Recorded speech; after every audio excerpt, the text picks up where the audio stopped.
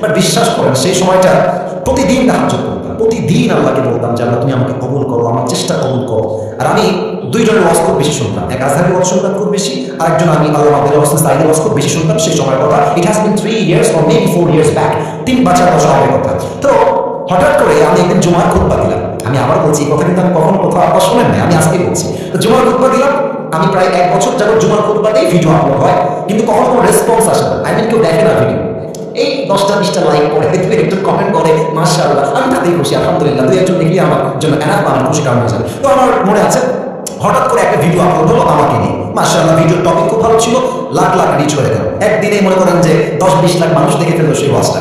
পরে মিডিয়ার থেকে আমাকে কল দেওয়া হলো যে আপনি জুমা পড়ার মধ্যে আমরা আপনার ভিডিও রেকর্ড করবো। তো অনেক বড় একটা মিডিয়া আমাকে বললো যে আপনার ভিডিও একটা আপলোড দিব, আপনি ইনশাআল্লাহ অনেক দূর যাবেন, আপনার জন্য অনেক বেশি কাজ আসবে, আপনি কাজ করতে পারবেন আপনার দাওয়াত ফিরে।